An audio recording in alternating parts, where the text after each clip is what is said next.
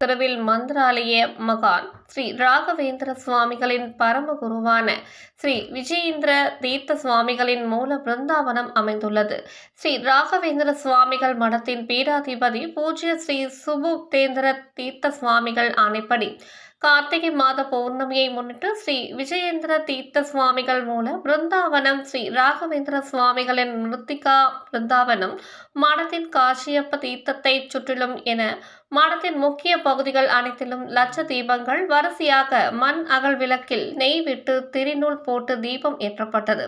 தொடர்ந்து தீப ஆரத்தியுடன் சொக்கப்பனை ஏற்றியும் லட்ச தீப உற்சவம் நடைபெற்றது.